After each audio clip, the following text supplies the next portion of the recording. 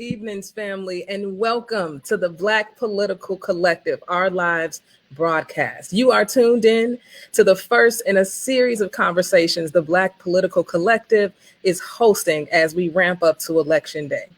I'm DeShawn, founder, CEO of E3 Radio, where we play queer and independent music in high rotation.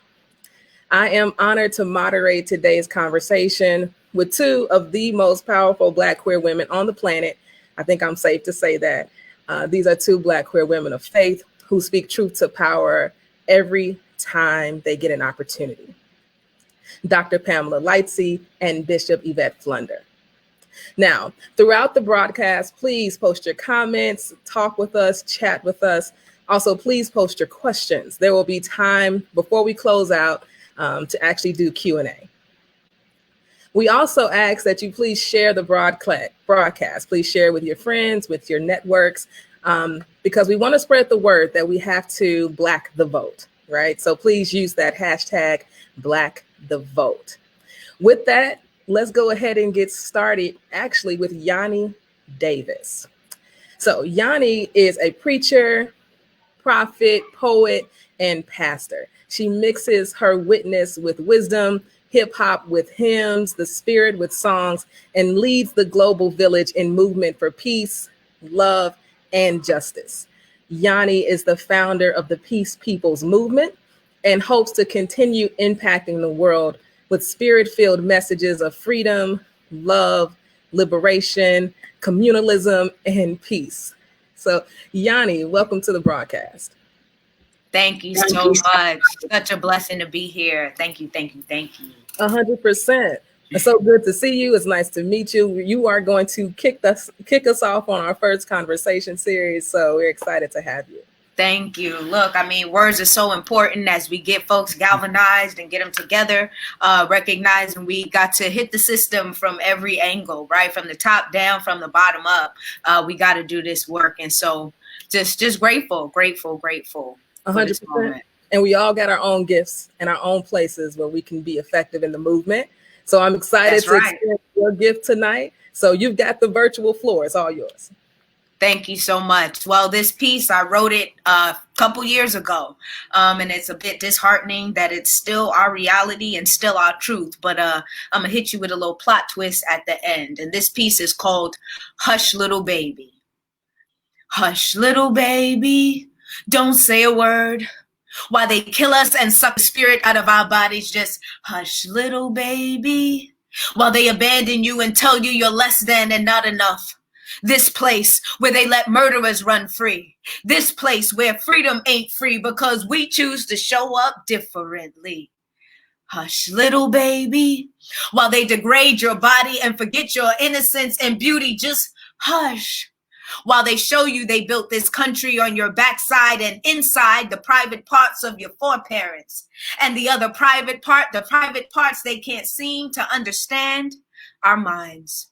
Fully aware of the strain and tears it took to get us here. So now you don't even cry, little baby.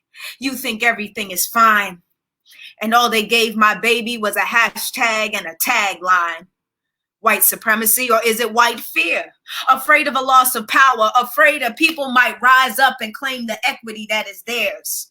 They keep us quiet and make us watch the images over and over again. Kill them, show them, do it again. Kill them, show them, do it again. Any of us could be next, but we just sit back and pretend while they lie to us and tell us we're free. So hush, little baby, as they wonder what could be bothering me. So hush, little baby, I don't know how to keep your spirit alive. Forgive us for forgetting to stand for you. Forgive us for forgetting how to. So hush, hush, while they figure it out or we die all together. See, her death is sketched in our eyes and his death is a part of our lives, and the truth is stretched in an America that just sleeps and waits. It sleeps and waits. By the dawn's early light, I see demons of hate lurking across the four corners of this country. So country, say, let me tell you what I see. Because I'm Black, somebody's following me.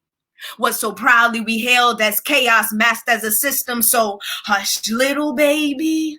I see the twilight and gleaming, leaving your eyes. Hush, hush. There's blood everywhere and I don't know what to do. So hush, hush. They'll come and get the body soon. Just hush, hush, baby. God's gonna bless us soon. Actually, don't keep quiet, because that's what they want us to do. So we gonna yell and scream and cry until we see something new. Cry on, baby. Cry on.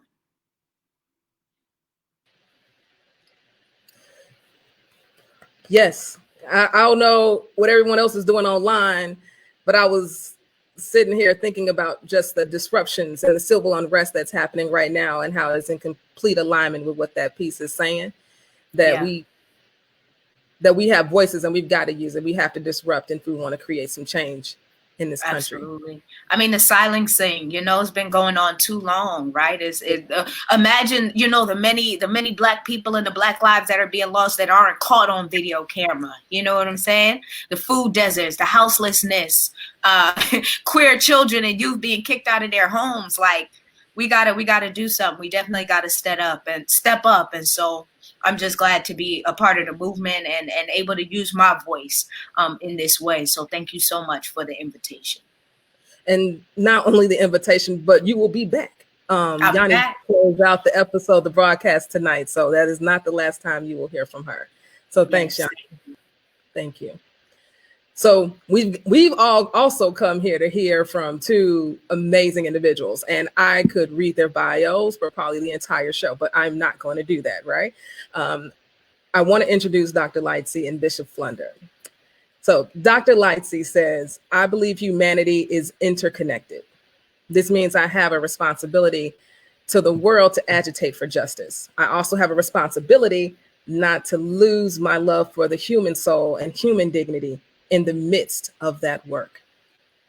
Throughout her vocational life, she has been a leading social justice activist, working with local, national, and international organizations, focusing primarily on the causes of peacemaking, racial justice, and LGBTQ rights.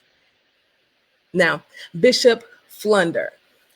She is an unapologetic disciple and proponent of the radically inclusive love of Jesus Christ, who has raised her voice for justice from the church house to the White House and steps of the Supreme Court.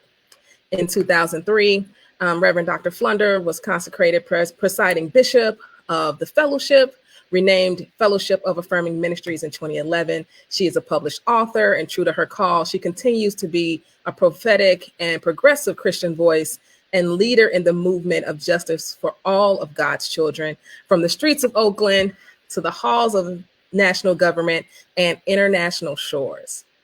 So let us all welcome Dr. Lightsey and Bishop Flunder to the conversation. Hi, everybody. Evenings. Hi. How's everybody doing? Good to see my sister. Yes, I see you don't have COVID hair. This is problematic. Oh, no, I cut my hair. I learned how to do it a long time ago. I learned how to do it. I ended up with COVID hair, so I had to go find some help. I got you. Well, it's good to see you all. It's good to be here. It's good to be here. It's good to be in conversation with two people who I admire. I have read, watched. I am completely honored to be a part of this conversation tonight. Thank you. And so, family that's tuned in, please type your comments. We want to see them. Please send in your questions. Please share this video. This is a conversation. You know what I'm saying? # Black the Vote. All right. Now, whenever I have these conversations or moderate these types of things, I always like to start with the question of why, because I believe it really helps to center us as to, where and why we're showing up. So, Dr. Lightsey, I'd like to start with you. Why is this conversation around Black LGBTQ people voting? Why is that such an important issue for you?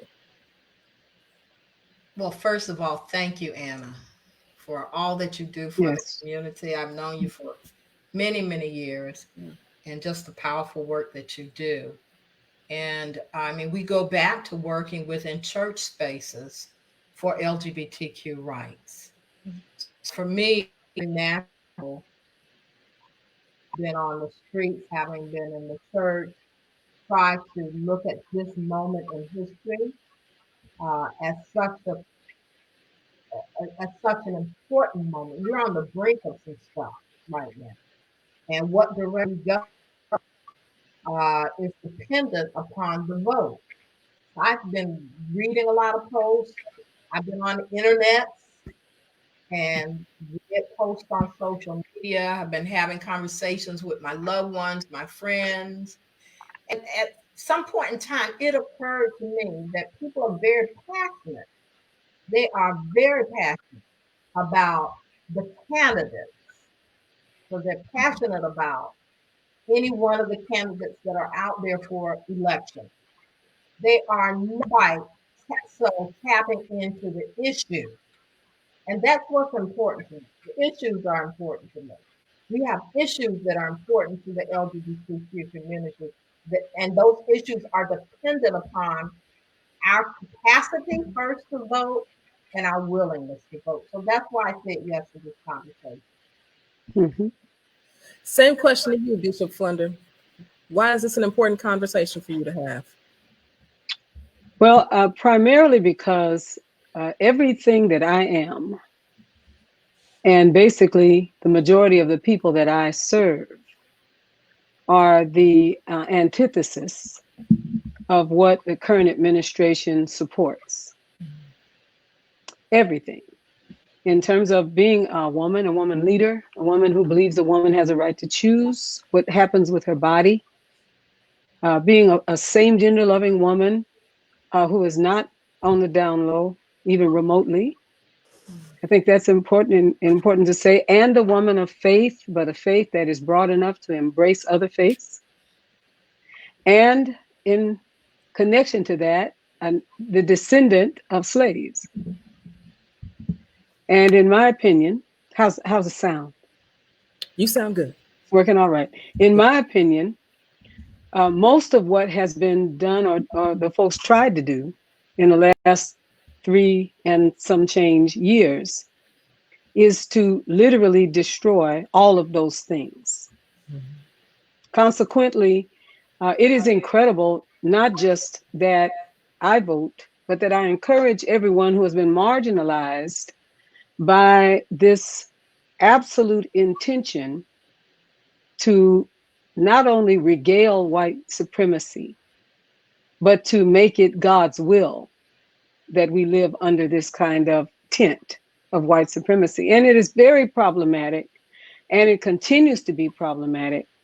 And if we don't see ourselves as powerful enough, then we will leave it to the generations after us to have to pass through some water that we can manage to change in our own time. I believe we have the ability to do it. There are things that we'll say as we go along, I'm sure, about the actual work that can be done. But in my heart of hearts, it is a matter of life and death, not only for myself, for my children, my grandchildren, both of the flesh and spirit, but our entire community.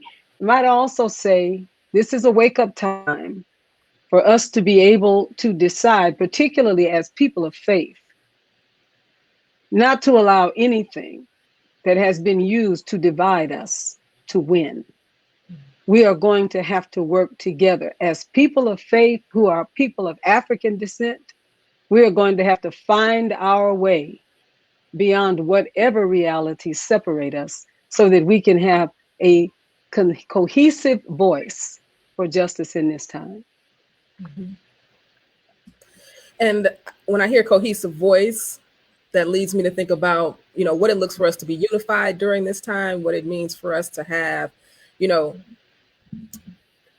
one focus, which is getting 45 out of office, right?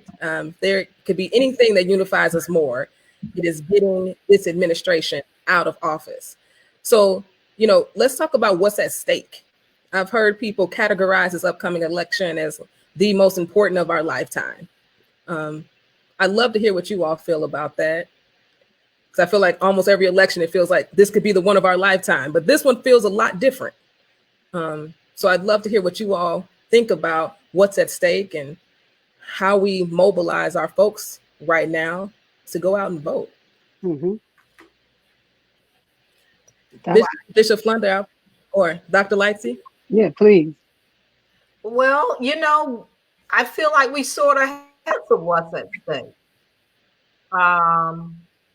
Had 3.5 years, and we're on the brink of fascism. Yes. We have Ben Carson, who is trying to take away the capacity for our transgender brothers and sisters to be able, for our siblings to be able to even be safe and homeless, or even to enter into a homeless shelter. The capacity of our siblings to be part of the military. We have this overflow in state and federal courts of anti-LGBTQ judges. We have a couple of bills that are on Mitch McConnell. One that would allow same-sex couples to adopt children, and that's being held up. The Equality Act is being held up on Mitch McConnell's desk, and we have the president, occupant of the White House, who's utilizing military troops to do harm to citizens of this nation who are utilizing their right to protest. It can't get much worse, and yet we know it will get worse than this. We've been watching this for 3.5 years, and so to help, I mean to up the Affordable Care Act, and so many of us depend upon 3.5 years of this. So I think we have a sense of, at least I hope, we have a sense of what's at stake. I don't think that might be the major challenge. I think the major challenge is that we have a kind of sense in our communities that nothing they do may change that. Bishop may think different. That's very seldom that we think different. But I want to say a rousing amen. Yeah. A rousing colored woman amen right now. I hear you. I really do. There are some things that speak to what it was that Dr. Lightsey has said that I would probably like to also reiterate, that we have an occupant of the White House who is intent on being an emperor. Just yesterday or the day before, he said that to his people that his desire is to 4 more years. And then he said, and perhaps 4 more years after that. He watched the way in which Putin has done that in his country and moved his people to allow him essentially to be emperor for life. I think that is the intention and the desire. And for the reason, he said, the reason he should have 4 years and then 4 more years is because people spied on his election the first time around, which I thought that was quite something. But anyway, I guess the heart of what I'm saying is that is his intention. He will break the law. We found that out with the United States Postal Service. He will break the law. He will literally break the law, which is why the impeachment hearing was such an interesting dynamic. The interesting dynamic primarily being that you cut the deals with Republican senators, and then everybody hush. They go hush, but they do know, every one of them, basically, that what was being said, for the most part, in response to what was the testimony, was an untruth. Essentially, when the whole House is lying, because they're all paid off, is very problematic. If you understand, the whole House, not the House of Representatives, but the whole group of people at one time. So that is what we are dealing with now. This takes our country back to what our country left, our people left when they came to this country. Essentially, they came here and now moving into the same kind of realities that we allegedly said we left alone when we became the land of the free and the home of the brave. So, and I think one other thing I'd like to lift up, the whole concept of making us a Christian nation, while simultaneously giving Jesus a bad name, in my opinion, making us a Christian nation, Christianizing, that this nation is going to be a Christian nation. What does that mean? Mm-hmm. In a place where there, in our own Constitution, it clearly says there should be a separation between church and state. What does that mean? And by whose definition? And who is it that defines what that means? And that's a part of what is the power behind it. We're not hearing so much of it in the last couple of days because of Jerry Falwell Jr.'s issues and some of the other things that have surfaced. There's not so much conversation from the mouths that would really be talking. But the intention is still there. Hence, trying to people all of these judicial positions with folks that hold those ideas and ideals. I could go on and on. I think that Bannon explained it very well in some of his Breitbart narratives about the greatest problem that the United States has is this idea of giving people this idea that they can be a part of the middle class. Said our country was its strongest when we had an upper class and a lower class, whether that was defined as slaveholders and slaves or people who were very wealthy and other people who took care of the very wealthy. It was when we thought that we could be middle class, then everybody started striving. And now basically we don't have enough people doing the dirty work, which does not give the brilliant people at the top the room and space to do the brilliant things that they would do if they had that support. He actually believes that. And I think there's a collective of people who believe that. And they were given breath to breathe in 2016 and breath to live and feel like they speak their truth, right? And not have Karen and Kevin everywhere. You know. They're just everywhere believing that that's the way it should be. And that's exactly right. And so I hear a lot of folks who don't feel like their vote matters, right? So this leads to, when you talk about politicians, them all being connected, them all part of the system, all, part of this conspiracy in regards to him being even still in office, right? It's all very clear that he's broken many of law, but he is still there. So it seems insurmountable. So when I'm talking to folks and folks are like, my vote isn't going to change anything. My vote doesn't make a difference. There's too much broken. I can't fix it. What do we say to those folks who have those feelings? Yeah, but I mean, in some ways they're right, because your vote alone can't change things. You think that your only responsibility is to vote and then step back and watch and see if these politicians really do what they say they're going to do, you will always be disappointed.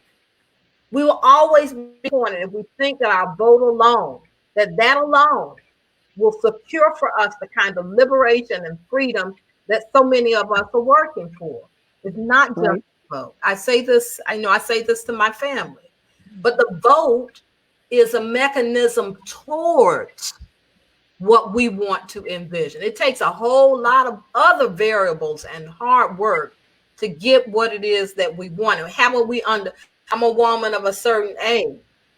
The civil rights movement alone could not do it for us. That's right. The people on the streets agitating for justice. We also needed people sitting in front of face, in front of Johnson's face, saying, we need this. So we had a lot of things going on. We needed the three parts of government to work in order for us to make some movement. And the challenge is that once you make these incremental steps towards liberation, you can't sit back and say, we got it, and everything is going to run smoothly. Because we found out that's not the case. You have to keep agitating for justice. You have to keep getting into good trouble, as John Lewis says. The vote alone does not do it. Neither the sensibility about all politics is local, because Donald Trump has shown us that not all politics is local. Politics, because Trump is trying to interfere with local government from the federal level. Mm-hmm. These folks, they're working night and day, trying to find ways to assert themselves against the freedoms and the liberties that we want. Absolutely. Absolutely. Yeah. And family, I just want to say thank you to everybody who's tuned in. Please continue to type your comments. I see them in here. The vote is a mechanism towards. I think that is a really key point that you just made, Dr. Lightsey, because I think what I've seen as I've grown up is like, go vote, go vote. The power is in the vote. But we miss the part about the actions that happen in between the votes, the work that's done in between the votes, right? Yeah. I think also what I think is beautiful about, the BLM movement, the Me Too movement, is that there isn't just one leader. There's multiple people leading across the country. And there's multiple actions happening all the time and these constant disruptions. And that's what we need in between the votes and these national elections. We're talking local, it's all of it. Anna,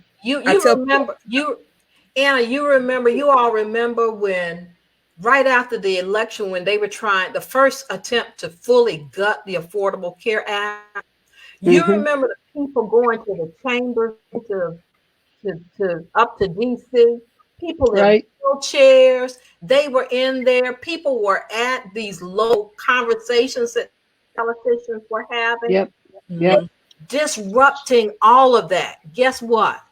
They got the message. They pulled back. Now they're trying again. So people have to be insistent. The people have to prevail, and we can only prevail when we are persistent beyond the mechanism of the vote. I agree. Yeah. And there's a couple of things that come to me because I think that it's very much a both and. 2% in most states where Donald Trump won, if 2% of the vote had been against him, he would have lost. That's how close it was. And that means that I say and continue to say that if you do not vote, you're voting. Whichever way you process this, if you do not vote, you are voting by not voting. And so I think that the vote is important. Too many people died to give it for us or to get it for us. I think it is important. I think John Lewis would flip over backwards because I think that the Voting Rights Act should be put back in place. But I am completely in accord with the fact that it is not an end to the problem. Neither is electing a Democratic president. That doesn't mean we fold up our songbook and Bible and go home and take a break.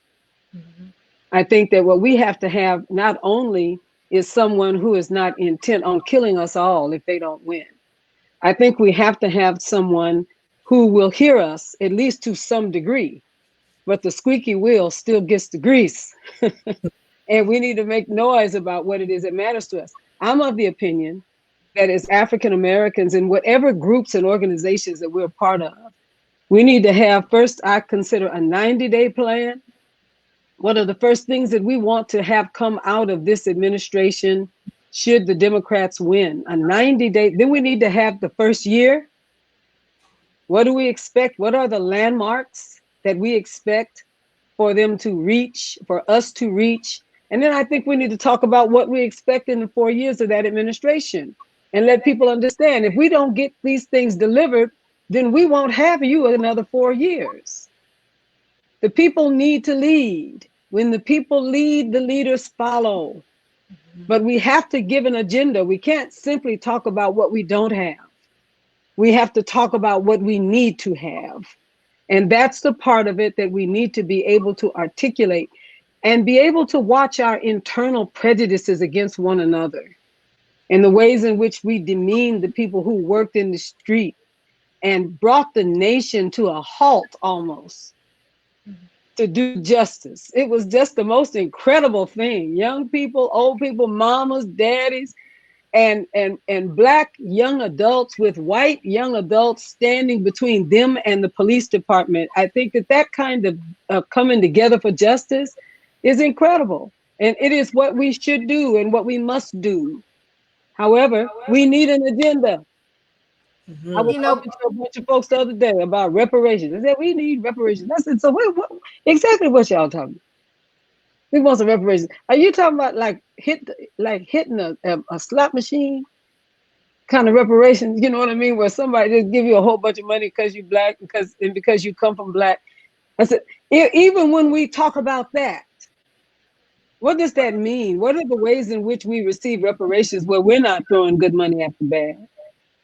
What happens if we have reparations to make houses affordable for some Black people, to pay off Black students' debt? How about that? Or reparations that will cause our young people who are in the jail houses for slinging marijuana, now that marijuana is legal, how about what we do is expunge all of those records and give them an opportunity for education? Reparations needs to have some teeth in it. And we need to ask for some specific things and then push to see those things happen. So I know that that's a broad answer, but those are the kinds of coalitions in my thinking that we need to put together. What do we want? I enjoyed Michelle last night. She was good. But what do we want? You must be reading my mind. You must be reading my mind. I was thinking about that Democratic National Convention. Yes. Yes. And it was so good, and it was good. But what do we want? And I don't know that we're really sure. We know what we don't want. Yes. But I don't know if we're really sure what we do want. So. And I like to ask the people. I see y'all chatting. Y'all got a lot of really good comments. I think you all are speaking, and I would love to hear from y'all about what you think the Black LGBTQ agenda is. What would you include in the Black LGBTQ agenda? You asking us? I'm asking the people. Oh, okay. Let's see what the people say about that. I think there are a number of issues that we care about that we could talk about. Let's see what the people have to say. Yeah. But let's go back to the convention. What did y'all think about it? I know y'all watched it. Dr. Lightsey, I mean, what do you say? There were some hits and misses. Probably more misses. There were hit and misses, and I'm not a big proponent of full out Christianity being, on stage, the kind of evangelical prayer at the beginning of it. I could have done without, but I understand there's a strategy behind that because the Democrats have been attacked for not being Christian by the evangelicals, and they want to try to, appease perhaps some evangelicals who might be moderate. So I somewhat get that. It wasn't something that I cared for. I think they did a very good job with this virtual reality that we're working with. I think that there are some things that are said that people listen for, because that is an ongoing opportunity for criticism. But I'm not of the mind that a candidate has to be perfect for me.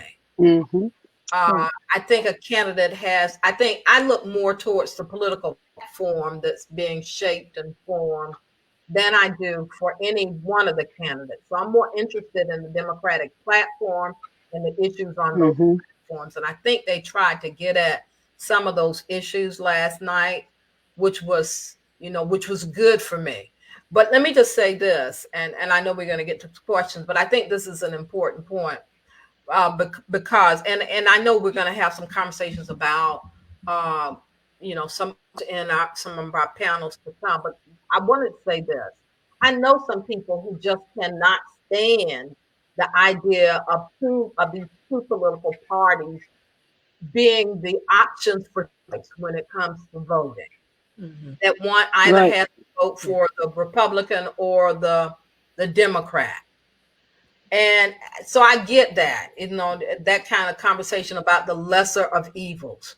But what I want us to do, what I really hope LGBTQ community, the Black LGBTQ community in particular can do, is to begin to ask the questions as to why another major political party has not been developed in the 4 years in between. This always comes up. I don't want to force the vote. Well, we shouldn't force one to vote. But I want more options. Well, we need a movement to develop a major political party. That takes time. There's a lot of conversations about the two parties. No movement has been successful in putting forth a third major political party. And the independents are not a political party. I'll just say that. I agree. I hear it all the time. I always think I would love to have more options, but we're all working within a broken system, and looking to find some justice and some liberation and some equity in the midst of a broken system.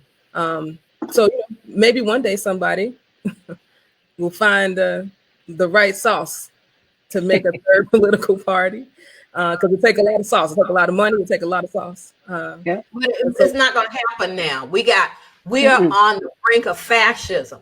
We are concretely faced with the possibility that our lives, our very well-being, this is at jeopardy. All the things that are near and dear to us is in jeopardy. And the way to avoid utter and complete chaos in our nation is through the political process called voting. Yep, absolutely. We got to do and this. We flipped the script on this historically once before. The Republicans were Democrats and Democrats were Republicans. Yeah. And everybody, I think, that knows about political science knows that this is true. It essentially, what we have never really done is moved beyond a two-party system in the truest sense of the word, but we completely flipped it. And it has happened in the history of this country. If we can flip it, we can create something in its place, but it will be very strategic and very intentional. And we have to be able to do the hard work to find out where is the connecting tissue? Where are the common denominators?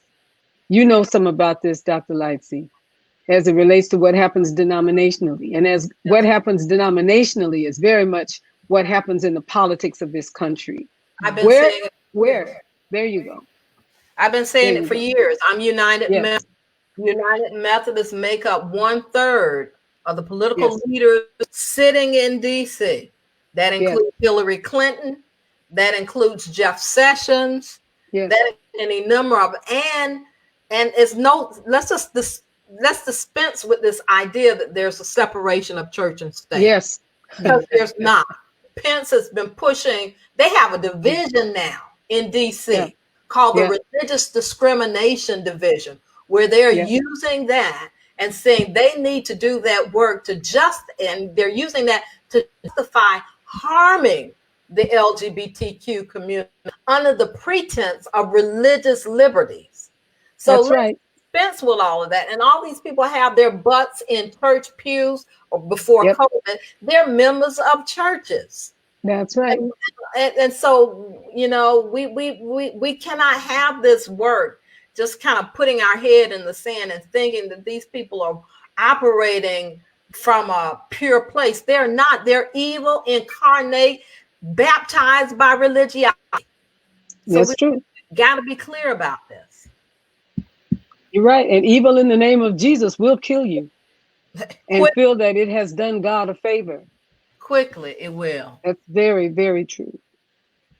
We've got some responses to the agenda piece. And Reverend Sue is in the background producing us and making us look good, y'all. That's good. Thank you, Reverend Sue. So Reverend Sue is going to put up some of these ideas around the agenda. So let's see what the folks are saying. At the top of the Black LGBTQ agenda is housing security and job security for Black trans and non-binary folk, and particularly Black trans women. Somebody's taking good notes, right?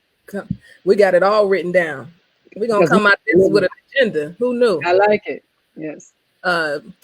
Should be to get people to not only vote, but to do grassroots work locally, 100%, advance health, education, economics, promote common welfare and overall health.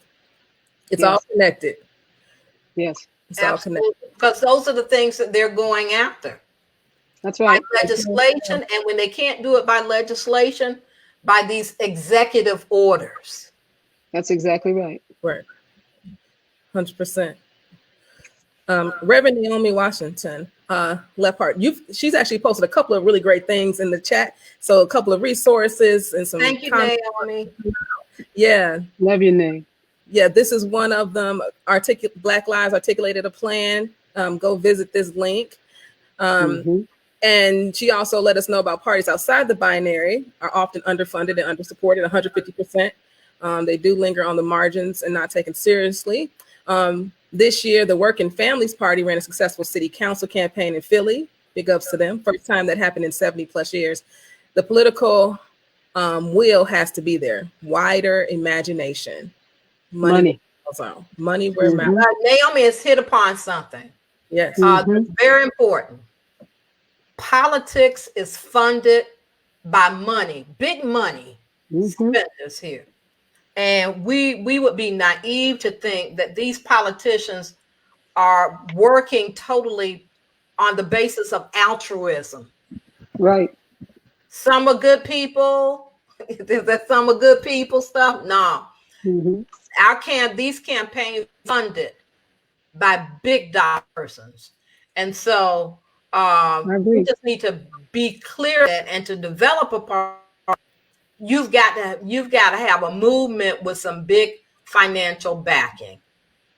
Can I also add to that and say that there are studies out there about how much money it really takes to run for positions at the local level, at the state level, at the federal level. And I think that I know people who started out with very good, broad, significant ideas about change, and then they started running and having to pay for the running and trying to find monies for the running. And a lot of their beliefs were purchased by the people who enabled them to run. The consequence is every single politician that I know well, and I know quite a few well, does not believe in everything that they promote. But they cannot afford not to believe it because they won't have the money to run. That means the whole system is jacked. Right. We really don't fully know what people believe and what they support. It sort of depends on whose money is really helping them. And they don't have the money to do it. Most of the people don't have it unless somebody really contributes. That's a responsibility on the community. That's a responsibility on those of us that have real beliefs around some things and we want people to carry them. We have to pay in order to make that happen. Or push the Democrats, which is something they were trying to do, was to develop laws to get some of this capitalism out of our political campaigns. There you go. That. Shirley Chisholm, blessed be her memory. Her logo, her motto was unbought and unbossed. I'm not sure she could run for it, given the vast amount of monies that are necessary these days. Because people buy people. Yeah. Which is a whole problem. I don't think none of them forefathers foresaw that it would take millions and millions and millions of dollars that it takes to run a campaign. And it's everywhere. Union bosses have to pay it. Bishops have to pay it. If you run for anything now, you got to pay somebody. It's very sad, and it's something that we really need to look at. And Michelle Freeman here speaks to that. Black women and men are paid less than white counterparts. If you haven't, you should. Folks should research the wage gap. Yeah. And do a deeper dive into the wage gap when you look at Black women, Black queer women, into that wage gap. And the bigotry against the LGBTQ community means that Black out queer women stand to make far less because of discrimination, particularly when it comes to what region of the United States you are in also has an impact. Agreed. So always keep that in mind when you see those numbers. They're usually centered around white women, around those numbers. So if you dig deeper and find Black women, and if you dig even deeper, find Black queer women, you can just keep going. The wage gap is huge, and it's detrimental to us. Let's see other comments here. Let's not forget about LGBTQ friends. Absolutely. Right. Don't feel safe in the VA healthcare system, and also struggle with employment due to mental health issues. 100%. Melissa and Vaughn and my baby. That's exactly that is so good. That's very true. Very, very true. Oh, this is my sister. What's going on? Sister. So what then is the point of running if they can't push forward change based on their ideals and values? This is a good question. Yep. Look at Stacey. Look at Stacey Abrams. If we apply that question to Stacey Abrams. So Stacey Abrams ran and she lost largely because of voter suppression. She sat down and everybody else sat down and said, what was the good of her running? Because they're not going to play fair and because they had money. Right? But Stacey didn't do that, is not doing that. She stepped back and developed an entire movement on voting rights. Right. So, and that's a beautiful movement beautiful initiative that she is leading, and she has these Republicans scared. Yep. Voting rights for Black people in Georgia, and she's been working to ensure that those who were formerly incarcerated also have their voting rights back. And I think, I call it the Pettus Bridge strategy.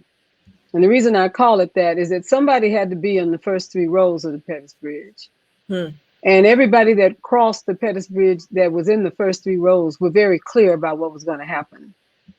You could see the dogs when you first got to the crest before you got on the downhill side of the Pettus Bridge.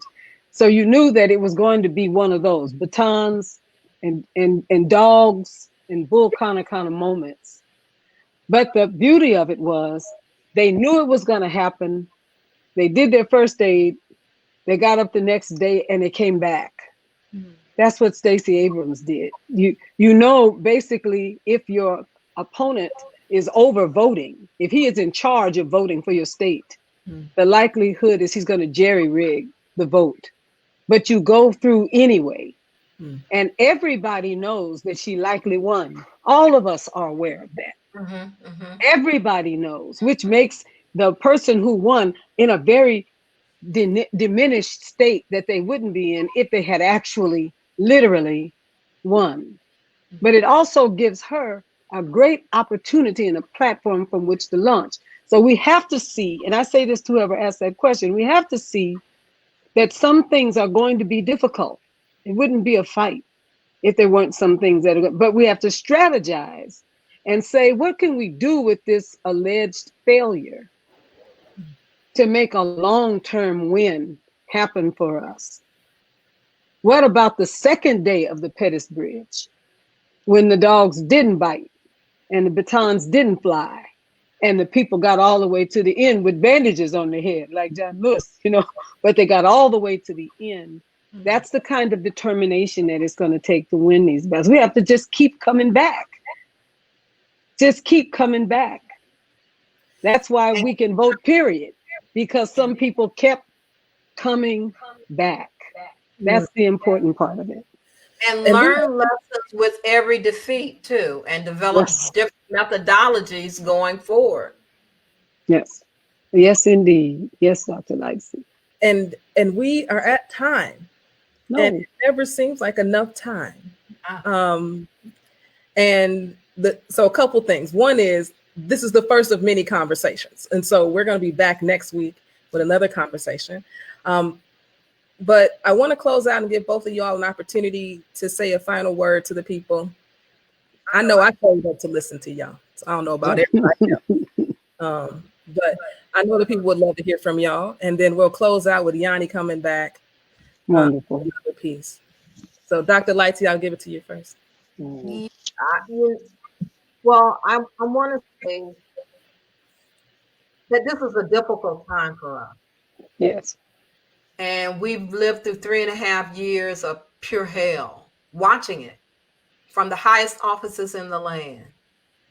You know, when I read the scripture, you know, about evil in high places, I never imagined that I would see that concretely, the ways that we're seeing it now. And I think it's easy to feel a sense of nihilism, that it ain't gonna change, to be very optimistic, give up any hope. It's not the story of Black people. That's not the history of Black people. Black people have always been a hopeful people, and we have always found different ways to progress towards our liberation. I think as a Black LGBTQ person, there's no more important a time in our history than we as Black LGBTQ persons not give up hope, not give in to a sense of nihilism or utter pessimism, right? But understand that our victory is won by being clear that the goal is achievable. If we give up on the possibility that the goal is achievable, it's done for us. We have to hold on. Amen. And everything we are and have is because somebody didn't give up. And we're not where we are supposed to be, but thank God we are not where we were. There is something better coming.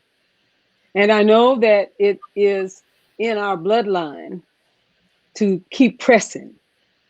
People died not being able to see what it was that they fought for. We owe them to keep on pressing. And they sang songs like, I'm so glad trouble don't last always. And I sometimes wonder, how did they manage to sing songs like that? But they sang songs because they believed somehow and in some way, justice will run down like water and righteousness like a mighty stream. I think that the greatest gift, let me make an I statement, the greatest gift that God has ever allowed me to have is hope. I believe. And I think you can't fake the funk about believing.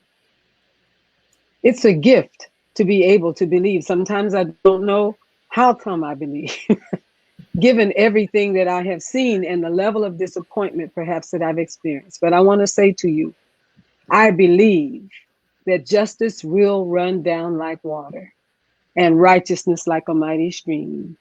And I will work all my life till I die to see it happen. Amen and praise God. Amen. Amen. Well, this has been a blessing to me. I know it's been a blessing to everyone tuned in. I think we all needed this moment, right? Of not only affirming how awful the last 3.5 years have been, how unimaginable it has been, but also the opportunity that we have in front of us to create some change. Yes. And I think when you all said incremental change, I think you said, Dr. Lightsey, and every moment from here until November matters. Every moment. Every moment matters. And I think empowering everybody that's tuning in to know that you have the power to create some change. Got some power to create some change. So thank you, Dr. Lightsey. Thank you, Bishop Flunder, for joining. Thank you, Anna. Thank y'all so much. Thank you for putting me on here with Pamela Lightsey. That's my friend. I love her. Okay. I have big respect for that woman. I want you to know that. Thank you so much. This was great. Thank you so much. Everyone that's tuning in, we appreciate y'all for tuning in to the first conversation, the first broadcast from the Black Political Collective. We are excited about the series that we have coming up and that we have prepared for everybody. Next week, so you have to tune in next week, August 25th at 7 p.m. We're going to have a conversation titled Building Political Power in Black and Trans Gender Nonconforming Communities. It is going to be a powerful conversation, and we want you all to be back and to join us next week for the next Our Lives conversation, Building Political Power in Black and Brown, Trans, and Gender Nonconforming Communities, okay? Lock it in. Now, we have one final comment. We couldn't let this one go before we bring YaNi back. So Kimberly Scott, thank you for this. Black people have always been a hopeful people and found a way to progress. LGBTQIA Black people cannot give you hope. Hold on. That's right. Love that. And without further ado, YaNi, you can take us out. Thanks, everybody. Angry, y'all. I'm hungry for change, hungry for transformation. I'm righteously angry even. And so this is dedicated to all of us. We are done waiting our turn, knowing it might never come. Over we shall. Twisted lips, baptized ships, and souls were never invited to the party. Maybe the cookout will be Black folks only. Black folk be lonely because they sit in. We sit in the margins, soaking up all of that fat, funky, fresh, dressed, and pressed here. The fear of the fire on your ear, the rage and the tear. Black made bitter juice, bitter juice, bitter juice, giving you the bitter truth, bitter truth, bitter truth. We no longer sit and wait for the terror to arrive. See, the fam's all here, the weather's all clear, like here comes the brand new flavor in your ear, cause everybody's singing, dancing to the music. On the radio, Luther, we miss Luther, but here comes Lucifer. We interrupt your regularly scheduled programming to put in this new programming 2.0. You will never know that the apple tree was the cop and plead a deal, making reality real, seeing through dimensions of apprehension, no longer scared to fly. Ascension, no pretension as I cut in line, because the race is not given to the swift, it's a gift. They say the least, the last, the lost. I say the grief, the past, the cost. If Jesus paid it all, why are you taxing me so high? Seems our blue beat you, the bars we seep through. These bars will heat you. The world might delete you, but this light gon' keep you. Fireplaces that once were buildings, warming up the kindling, easily combustible, small sticks or twigs used to starting a fire. Your day just might expire if you're beckoned to the other side. So hold on, hold on. It seems Mary wore a chain. Every link was Jesus' name. She wore it really fly like a rapper getting fame. Joseph held it down. Papa didn't roll the stone. Was the women at the tomb found the clothes? They're all alone. She was only 17, held the camera on the phone to witness a life being lost, trauma all the way home. Give the child a hug, but her thoughts are in her own. His last words, "Mama, I'm done," as the body lay alone. We believe in love and will fight for peace. We're writing the letter for you to desist and cease. Your illegal activity should not restart. Let us govern ourselves accordingly, according to the governance that our governments do not trust in God. They believe in spoiling the child when you spare the rod. We are babes in toyland. They run with lungs and guns, chasing the warmth of other suns that we create on our own recreation zone, because it's gonna kill my vibe. We just trying to thrive with our black thighs. Black eyes represent the dark meat. What does your heart seek? Bare-chested and arrested by the awe and wonder of the earth. Don't wipe me down. Don't pat me down. What goes around comes back around, so we don't skip the line. We're all seated at the table, seeing eye to eye, waiting until everyone has a plate. We say grace and feed each other spiritually and physically. Love lifted we. 'Cause come over, we shall. Overcoming, we are. Keep your head up, family. We're the chosen stars. Be peace.